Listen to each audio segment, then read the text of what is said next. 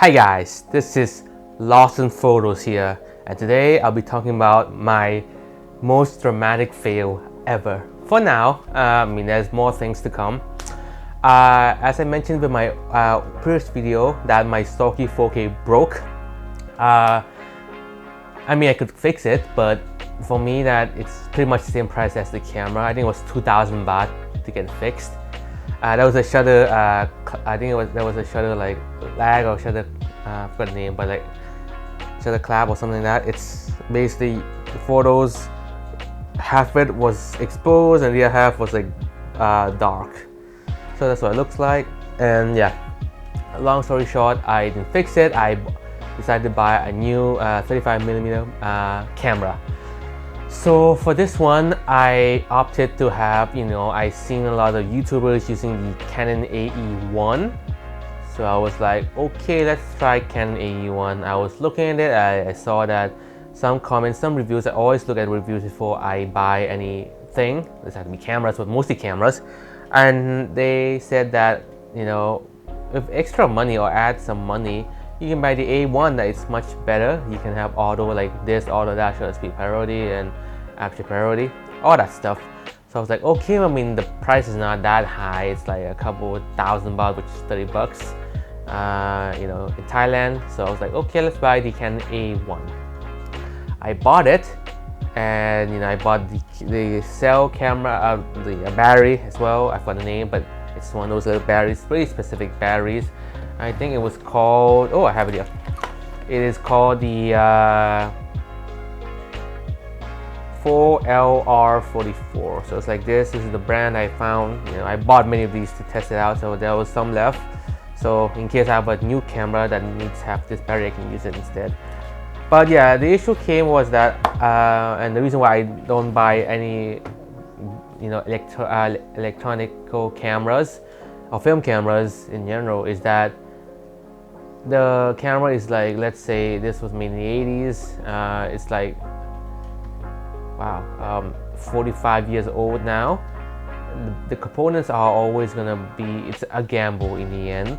And when you're living in a tropical country like Thailand, it gets humid inside, and they do tend to last not long than mechanical cameras on this. So that's the issue. I tend to not buy those kinds of cameras, but I want to take a gamble. That's why I bought the Zorki 4K. It was fully mechanical, but then of course there's always some things to fix. But that Zorki 4K lasted for a while, so yeah, I don't blame Zorki at all. But yeah, the Canon one, I got it.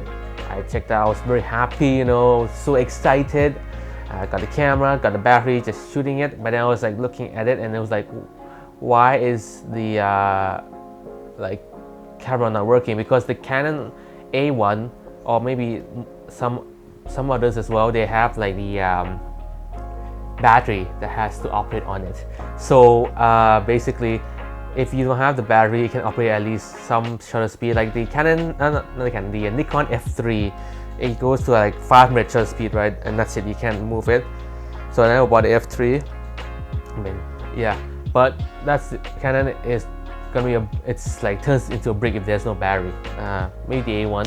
I haven't looked at any Canon recently, but yeah, that's the issue. So when that happened, I was so upset. So I just contacted the seller about this and got my warranty and everything. All was sorted. They refunded me the whole thing, so it was a-okay on that part. But I did waste the film. I was testing with a film. It was the Kodak Color Plus film, so it was the cheapest one I could find. Usually I buy the Ultra Max, but I want to test it out first. So I bought the film, so I was like, oh god, I still have film inside. So I just took some test shots, very weak street photography style test shots, and the camera was pretty good. The resolutions, everything was sharp, amazing. I think it was like a Canon 50mm 1.4, so it was very good. But there was no coating, so there's no SC coating or those red coating. So it was regular coating, but I paid for it much more than it should be, but it's okay. I got a refund. So here are the photos from that camera.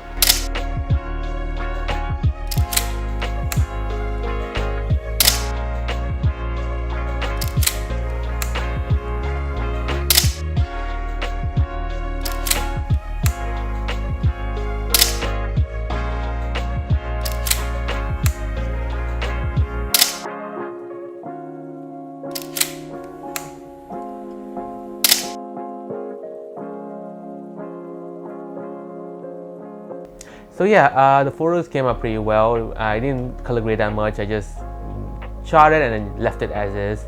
And during those times, I had to change 3 batteries, so it drained out like a lot. So when it fell out, shooting it, it drained pretty fast. Or it takes time to at least push the button, because you can click the shutter. You have to like make sure the battery works. So you can't click it. You have to wait. Once it works, it works. And yeah, 3 batteries. I had to like use the battery check, because sometimes when you have, there's like a little button where you can check if your battery has juice. If it doesn't have juice, the red light won't show. So I look at the reviews and everything. It's not like I didn't know how to use it. And yeah, shot it, done. 3 batteries gone. I had 4. I bought 1 more just in case it does run out. You probably saw this already. They're pretty cool. But yeah, so shot it and returned it, and yeah, that's pretty much it. So now that's the reason. Maybe that's just me. That's why I never bought any 35mm cameras. Right now I have my medium format, I have my roll effects, and then there's a story about the roll effects. So messed up. I will tell you guys about that soon. My god, that is gonna be the worst time of my life. Yeah, it's very sad. But yeah, that's the reason I never buy a 35mm film camera on this my journey. I'll probably do it later on if I do get, like, I don't know, get some work, some jobs here and there, some ads, and maybe I win like an award or something. Let's see, fingers crossed.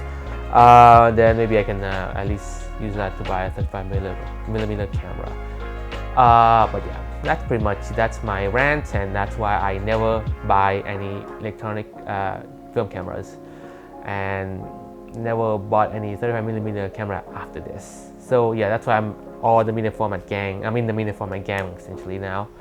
And yeah, that's pretty much it. That's my reasoning. And yeah, so I'll see you guys in the next video. Peace.